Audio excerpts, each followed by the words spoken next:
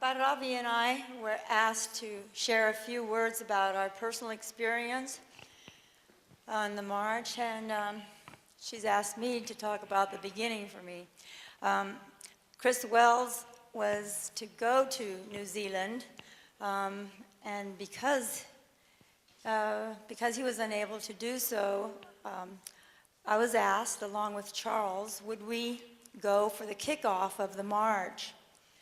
I'm a businesswoman in Northern California, and I was thinking about a conversation I'd had with Nicole Myers, and it is, why aren't there any Republicans on the march, you know? And so she said, well, if you can find some, good luck, you know? Well, here I am. I went to New Zealand to help with the kickoff, Charles and I did, and while there, because of, you know, it's a testament to the power of what has been, and for those who have walked before us, because it started at the statue of Gandhi. And there were many things that happened during those days leading up to the beginning of the march.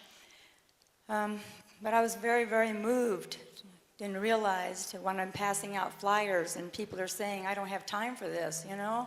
It's like that was me.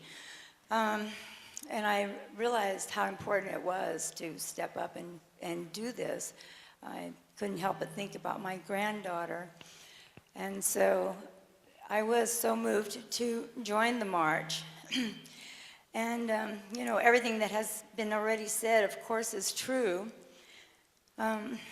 There's just so much that we see, and it is true that people want peace, but what we've also seen is what one person can do, and we don't have to think about stepping into the shoes of Gandhi. I mean, you know, we met a woman in Estonia, who by herself, she said, I saw this happening and decided to do something. And she organized for us a place to go, and she organized meetings with the parliament.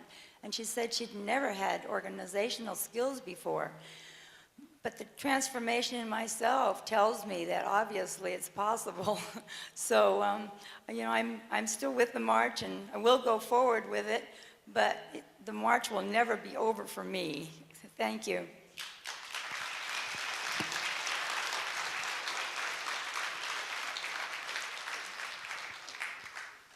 Hi, I come from Bombay, India, the land of Gandhi. And yes, I second Cynthia with all the experiences that we've had so far. With each one of us on the base team, it's been an amazing experience for us individually. It has opened up a lot of our hearts towards what all needs to be done. When I set out, I joined the base team in Finland in Europe, and I joined with a certain perspective in mind that we will be going through these several countries, meeting with people in every country, and seeing what all can be done to develop programs, to develop local programs for World Without Wars, to see what can be done for initiatives towards peace. But as we move through the countries that you saw just in the video, and we also covered Africa, which is, you know, not here as yet. For me personally, it showed me the entire imbalance that has been created today in the different countries across the globe. Within a few thousand kilometers, we went from a land of abundance to a land where there was so much of economic violence, there was so much of poverty, that it kind of opened our eyes that this is reality and this is what we are all fighting for.